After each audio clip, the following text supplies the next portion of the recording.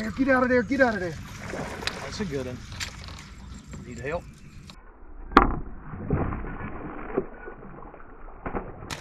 God dang almighty! Fished my ass off to get one bite, and I damn it got it and it come off.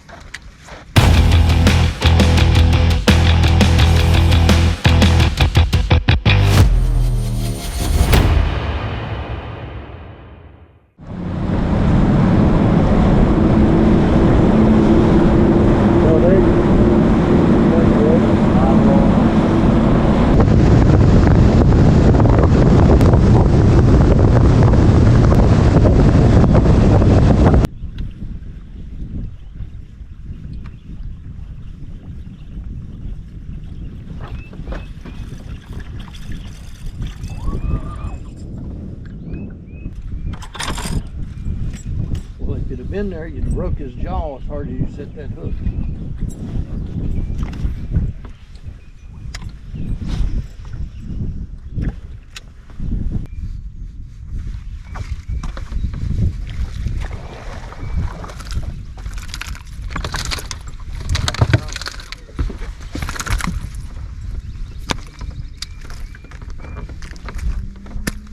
See it on the live scope.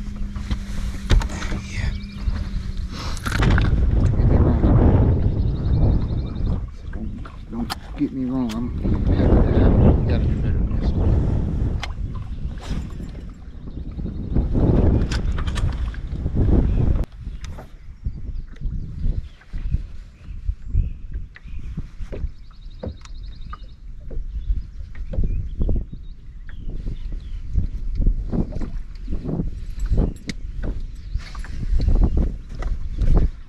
Got another one?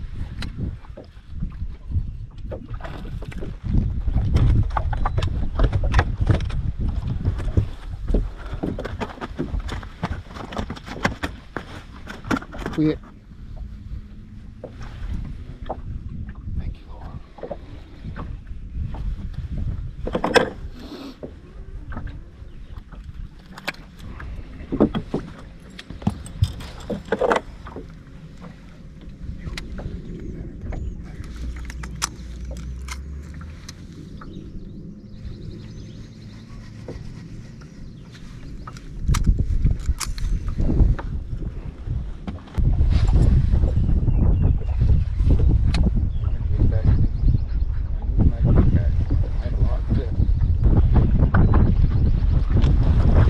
Because I don't have any left.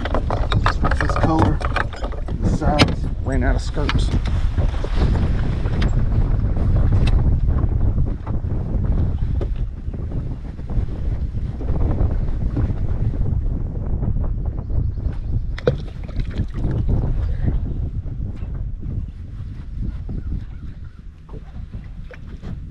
Saved the day. That.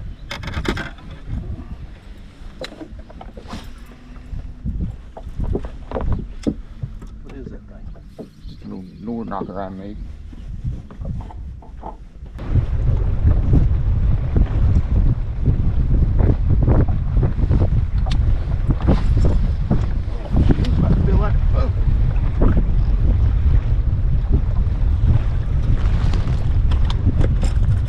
I about fell out of the boat right then.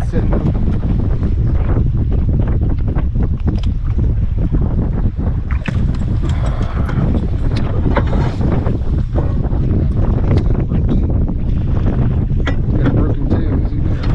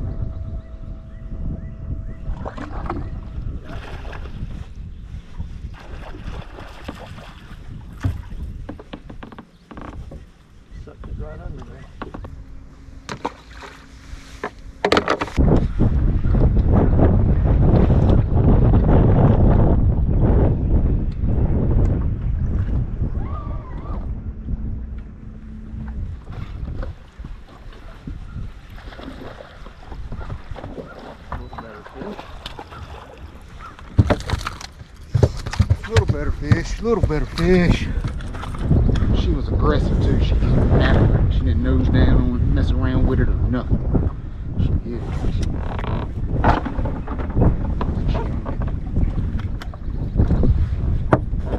I say little better fish, but it's because they got nothing but a bunch of 1-pounders in there.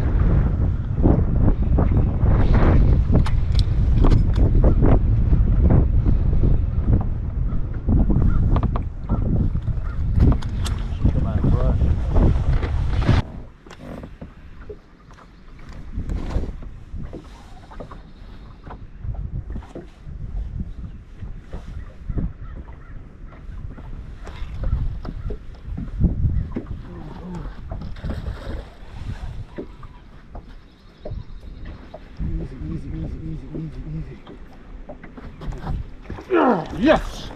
Boom! Alright, it's one as big as I thought.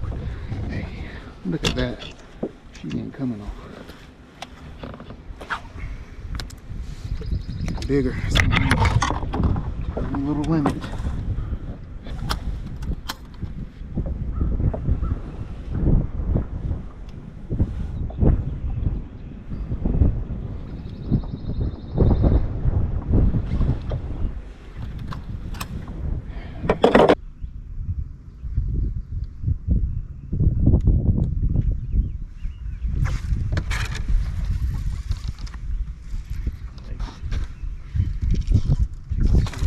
Saying it's the only place I can get bit.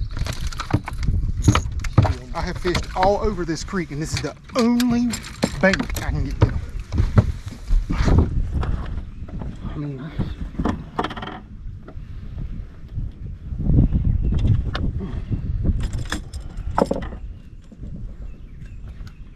what's up? That might help me a little bit. It's crazy. It's the only bank I can get bit on. I've been all over this place. Yeah, she's gonna swimming or fishing it on the bottom? I swim in it.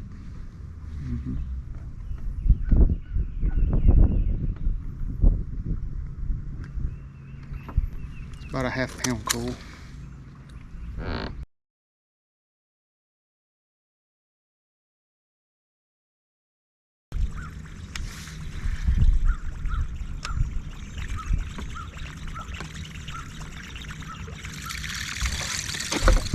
Get out of there, get out of there. That's a good one. Need help? God dang almighty!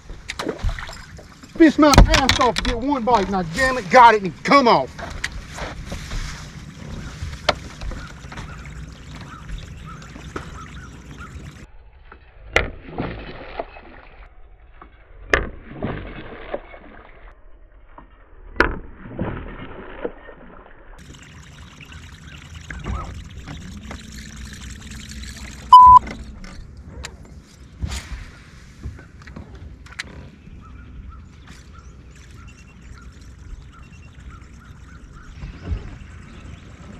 Sorry about my language.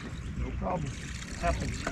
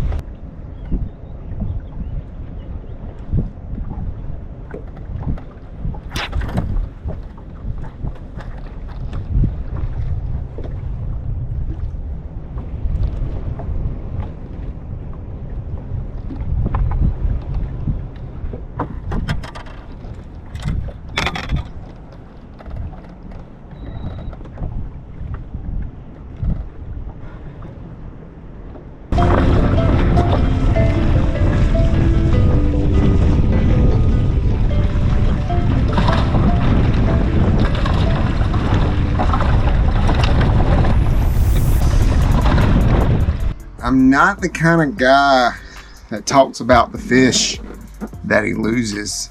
I'm not the kind of guy that goes to the boat ramp and says, oh, I could have had this, could have had that, but I lost a big one at the boat. I just don't talk about it.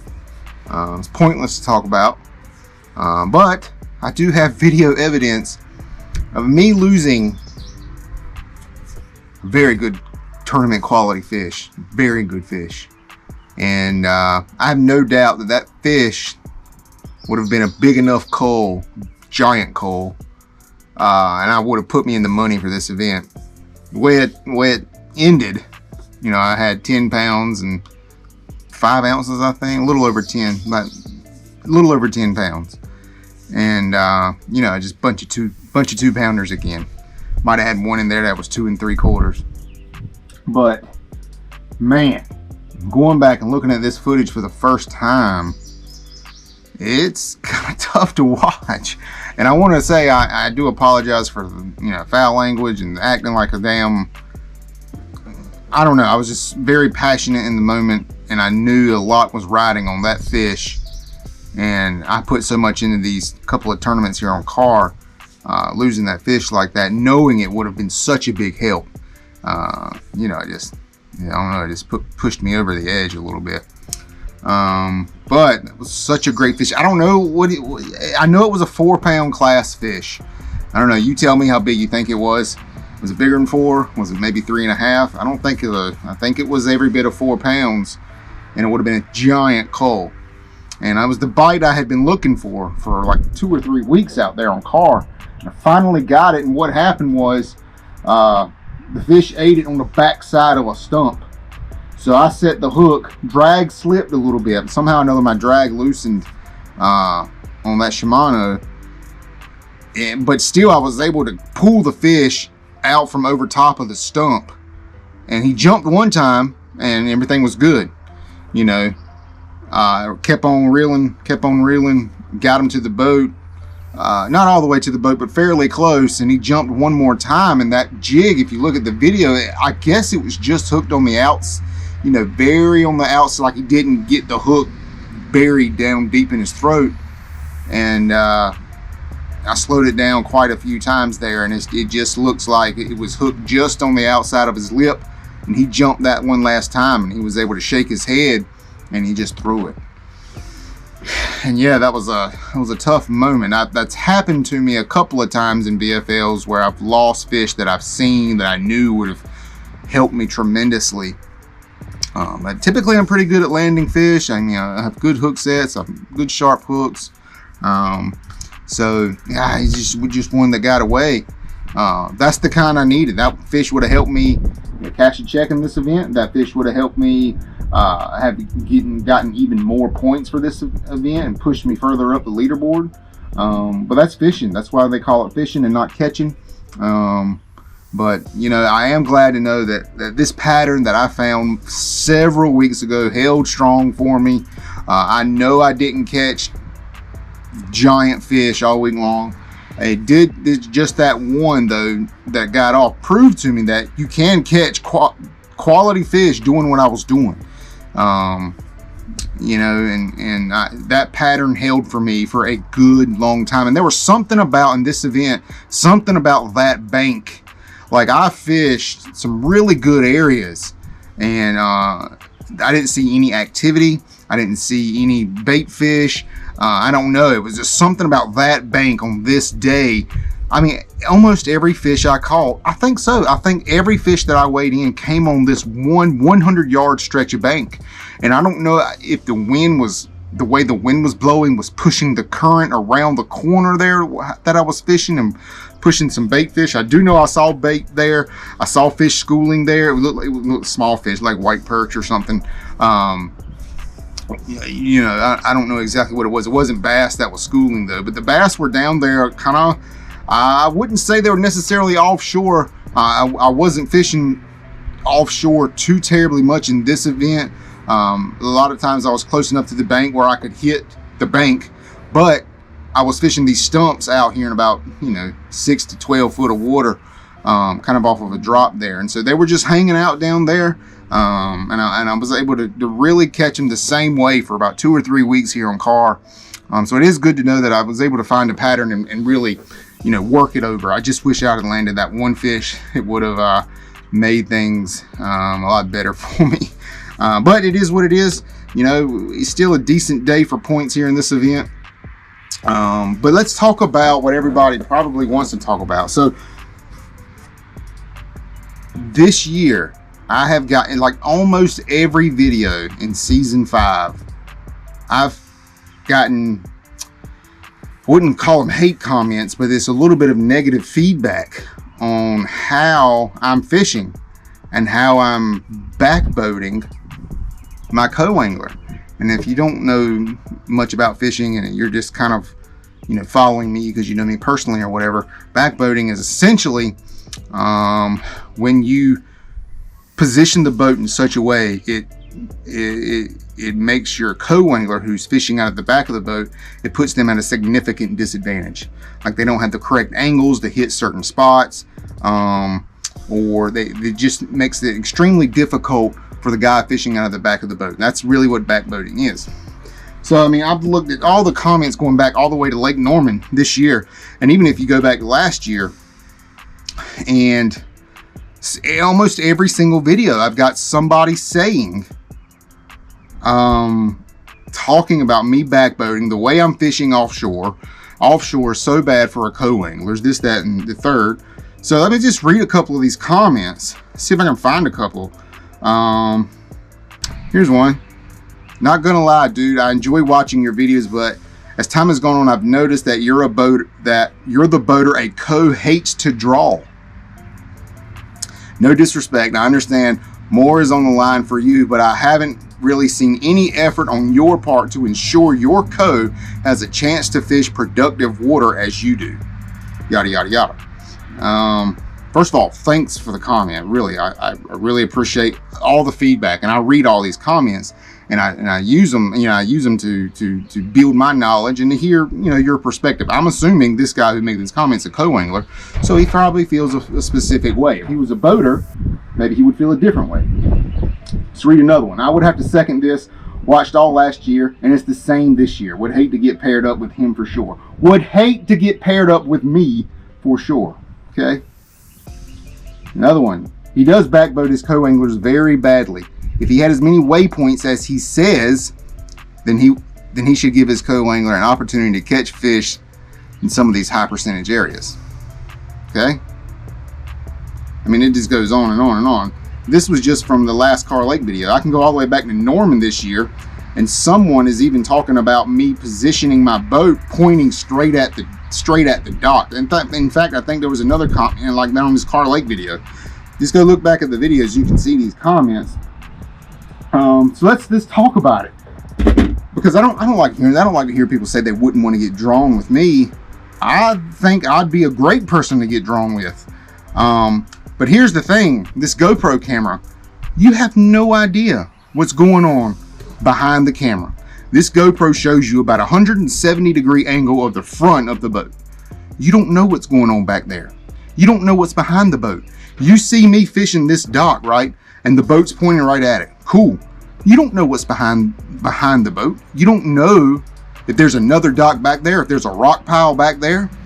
You don't know. You don't see what's going on back there. Secondly, sometimes I do fish isolated stuff, like one brush pile on a point. That's it. There's only one way to fish it, and that's pointing the boat directly at it and throwing it. And I've caught fish that way in all these videos you've seen this year. So that is true. But 90% of all this other stuff I'm fishing, it's not an individual brush pile. It's a row of stumps. It's a row of rock. It's something, it's a whole lot of stuff, and there's plenty of it to fish. You don't see that because you can't see what's on my graph. Okay, you can't see that live scope. And again, you can't see behind the boat. Some of these shots, it does show that I'm sticking my co-angler back here and God knows what to fish whatever. But in several of these clips, you'll see me pointing straight out into the lake where there's nothing really else in sight. Behind the boat is a giant point that the co-angler could drag a Carolina rig, drag a drop shot, crank it, whatever. Like, I'm not sticking guys out in the middle of nowhere where they have nothing to fish. Another thing is I protect my co-anglers a lot. By that I mean I don't post anything that would shine a negative light on them. I don't. There has been several times where I could have posted clips of co-anglers being so inexperienced that they would have a major backlash on their spinning reel, but wouldn't have the knowledge to know how to take the spinning reel apart to, you know, fix the backlash. There's several times like that. Like I protect my co-anglers a lot. And it is true I have so many waypoints. It's very true. But we know in fishing, sometimes those waypoints are working and sometimes they are not. In a tournament, I need to fish the areas that are productive for me. I need to fish the areas that I feel confident in that day. It is true. I have at least 100 waypoints on Carr where I've caught quality fish at. But in this particular event, in both of these Kerr Lake events, I fished the waypoints that were producing for me that day.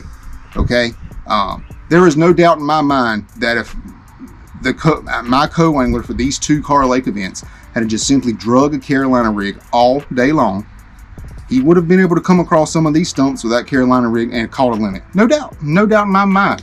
Maybe not a full limit, but he'd have been able to weigh in 3 or 4. As it stands, these last two events, I have my co-anglers caught one fish each. They weighed in 1 fish each, and they caught it on a Carolina rig, dragging something slow. I don't know why they did it one time and then, you know, they put it down or whatever. But that's how they caught their fish, is dragging something behind me. There's no doubt in my mind you could have picked up a drop shot and fished the same way I was fishing. Your disadvantages, and I've said it a few times in these videos to my co-anglers, I know you're at a disadvantage. I have this live scope, I can see what's going on. But that's a disadvantage every co-angler is gonna have. You know, I felt more confident in these events fishing offshore-ish and fishing this, I don't even want to call it isolated stuff, because there's, you know, dozens and dozens of stumps in these areas. I was fishing stumps and rock. There's plenty to fish.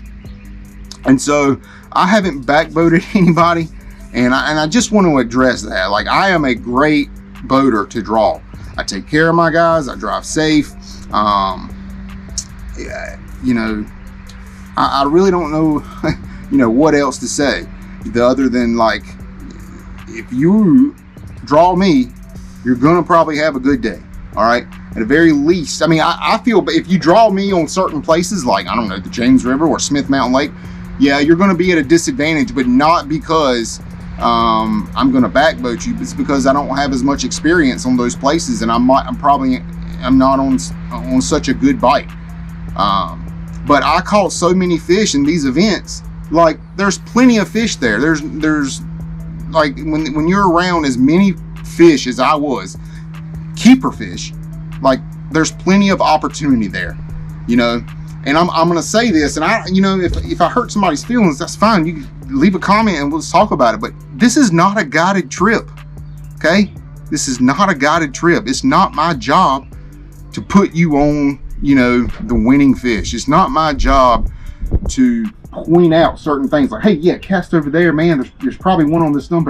Like, that's not my job. It's not. I mean, I'm not supposed to do that. All right.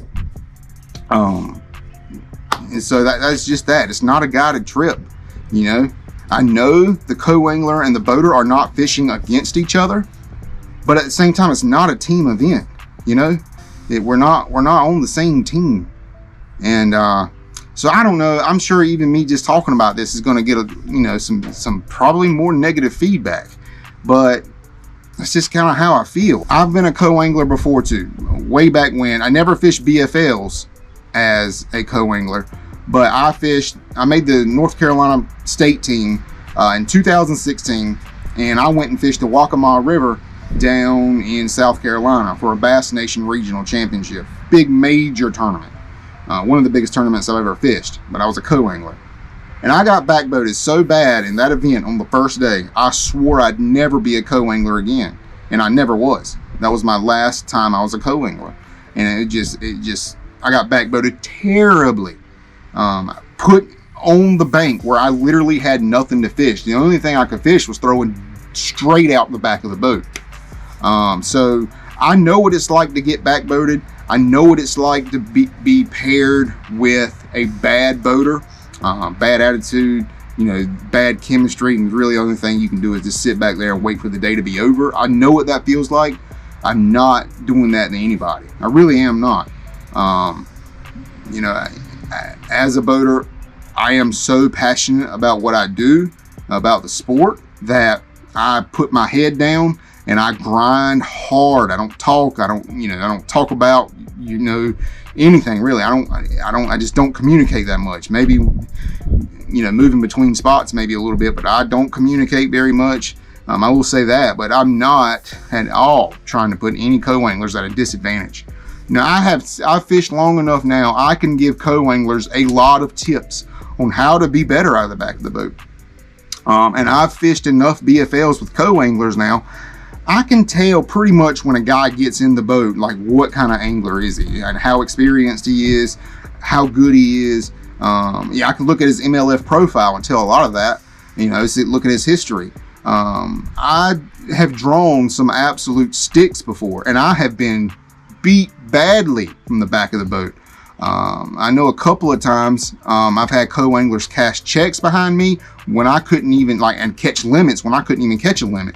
So I just kind of want to address all these things and let everybody know that, you know, you don't really know everything that's going on out there. I could sit here right now and I can tell you some things that would kind of put it all in perspective, but I wouldn't dare do anything like that to my co-anglers to put them in a negative light. But I just kind of wanted to address all this. It seems like every video now, I'm getting this pushback, this negative feedback regarding my fishing style and me backboating co-anglers, and that's not at all what I'm doing. So yeah, I just wanted to address that. As far as Kerr Lake goes, you know, we're done with Kerr Lake for a little bit here. We have a super tournament here back in October, but now it's time to switch gears and get back into a true, summer's here. Summer's basically here. The water temperature is going to be pushing 80 degrees soon. And our next event is going to be on High Rock. You know, we have some history on High Rock. I'm looking forward to going to High Rock. We have 2 back-to-back BFLs there on back-to-back weekends. High Rock is my favorite fishery in the state, without a doubt. I love the lake. I think it sets up well for me. I'm looking forward to going there. I'm looking forward to continuing the season and to keep climbing the leaderboard here. I think in the North Carolina division, I'm sitting in, what is it, am I 35th in the standings in the North Carolina division? In the Piedmont division, because of that doggone Smith Mountain Lake tournament, I'm like 79th. So we got some ground to make up there. Goal is to qualify for regionals in both divisions.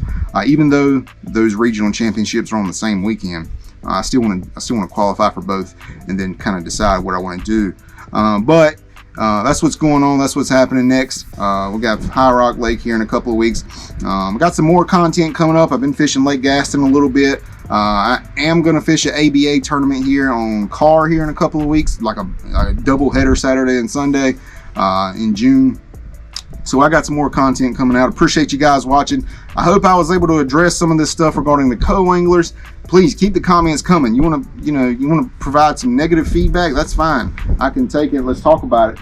But again, I just wanted to address it, and that's that. I appreciate you guys watching. I'll see you on the next one.